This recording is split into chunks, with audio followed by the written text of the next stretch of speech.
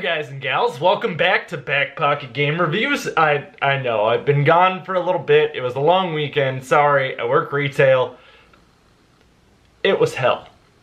So, moving forward though, GameStop is making relatively large change. And what that change is, as we all know, we talked about it not too long ago, GameStop is seeking to get bought out. That is what they want. They want someone to purchase the company. Most likely to take it private. Because if the company goes private, they can restructure. They might even keep it public, but honestly, private would be probably the best route for this company. And most likely what's going to happen, because a lot of retailers are going private, especially as sales are dwindling, because then you don't necessarily have to worry about, well, pleasing shareholders. Now, with that being said, the big change that GameStop is making is one I'm actually pretty happy about. They're selling Spring Mobile. Some of you might not have even known that GameStop owns Spring Mobile, but Spring Mobile is a subsidiary of AT&T. Don't really care which cell phone provider it is. I personally feel it was absolutely stupid for GameStop to get into the cell phone market. So what Spring Mobile is they operate a line of third-party retail stores. So these would be like if you were going to one of the Verizon premium retailers. It's a Verizon store, but it's not owned or ran from Verizon. And there are a lot of quality issues that happen with that particular thing. Third-party retail stores. Now, there are companies that do this with great success. So if you look at T-Mobile, T-Mobile doesn't own any of their stores. They are all third-party stores, but they have a very strict guideline of what you have to adhere to.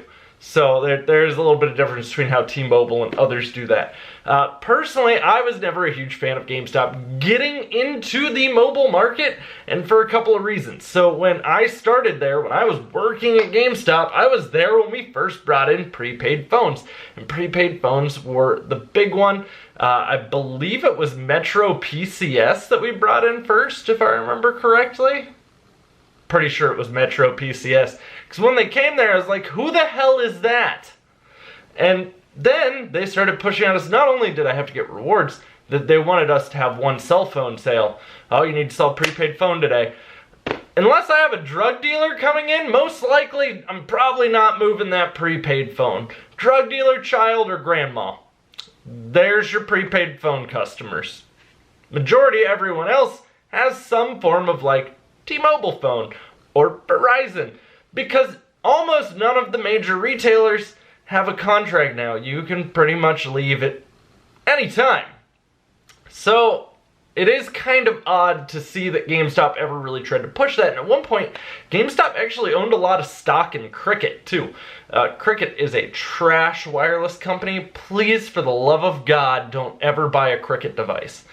So now this does kind of make me wonder, and this has also been a huge thing for me. I was never a huge fan of when GameStop started taking used iDevice or used Android devices. It's a video game store. That's not, and they don't sell well. The only people who ever buy them are the type of people you would expect to buy them. It was always just very odd.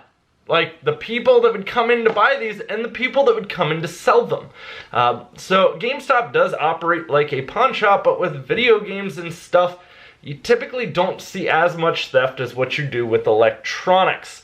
And, well, stolen phones are a pretty common thing, so it wasn't uncommon to get some really sketchy human beings in there selling those devices. I mean sketchy. Like, you and I would not be friends, because I feel like you're like one of them crackhead types where you'd steal my shit, then help me look for my shit. I'm on to you. So, and we did have ways to check it, but those weren't always the most accurate, and we did have to hold it for a certain amount of days before we could sell it in case it was stolen. You have to check the IMEI and all this other stuff. They never really sold well, at least not in the district that I worked in. It was never really a huge driving force. I always thought it was stupid though. And then it was even weirder because, like, the other day I was on GameStop's website and it was like, get extra credit for your smart home devices. And I was like, huh? You want to buy my Google Home now? I don't really want to sell my Google Home. I really like them. I hope it's not listening. I have 3 Google Homes in the house. And I do like smart devices. I do like these products, but GameStop isn't where I want to go for them. So GameStop actually sold Spring Mobile for $700 million, which is a lot of money. That could clear out majority of GameStop's debt. So GameStop could wind up being debt-free. However, they did state that they were going to reduce their debt. Reduce was the word used.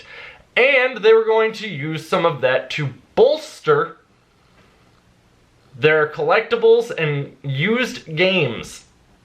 I don't know how you bolster used games. I'd assume bolstering, maybe they're going to buy Pop. We now own Funko Pop. Oh, Lord. Get the exclusive GameStop Buck the Bunny Funko Pop. I would actually buy that one. Not gonna lie, I did like Buck the Bunny. I would go out of my way to buy that one. So I just think it's really interesting though to see this shift in direction. And a lot of it is garnered by the fact that they're restructuring to make themselves look more appealing for a buyout. Yeah. Which is smart. I personally wouldn't buy them. And so here's the other issue too. At one point, they really expected Spring Mobile to be a huge moneymaker for them. And for a little bit it was. They did buy Spring Mobile for a undisclosed amount of money. So I don't know if they're making anything off of this deal or just selling it to get rid of it. But they did increase the amount of stores that they had with Spring Mobile. So there are more Spring Mobile stores. If you're going to a Spring Mobile store, you got a GameStop phone. How does that make you feel? But if they increased the amount of these stores and they expected to make a huge amount of money that year, and then AT&T actually changed the way they did their payouts, and GameStop wound up paying out $460 million that year to AT&T. That's a lot of money. I don't know how you went that negative with it. But it is what it is. So, again, I don't want to buy a burner phone. Not from you, GameStop. And I get it, Spring Mobile, I guess, is technically not a burner phone. But I just never really liked GameStop trying to expand into that mobile piece. If I want a phone, I'm going to go to a phone store. I'm going to go to Verizon. I'm going to go to T-Mobile. I'm going to go maybe to Best Buy where they sell a lot of different phones for a lot of different providers. Especially if I were interested in switching providers. Then you can see what they all have to offer. Just saying, there's a lot of different ways to go, and I can't see them being overly competitive in that space. So, guys, I would love to hear your thoughts down in the comments down below. Speaking of thoughts, that'll be coming up later. And if you want to follow me anywhere else, you can follow me in the description box. I'm really active on Twitter, and actually all this Black Friday, I was posting up video updates while I was out shopping. It's really nice to be able to just post and record a quick video, and I'm not really like an Instagram kind of guy. Like that's not really, like, I liked Instagram. It had some upsides, but I just feel like it's really not targeted towards me. It's because I'm a dude who doesn't really take like artsy style photos. I'm just sort of like a dude.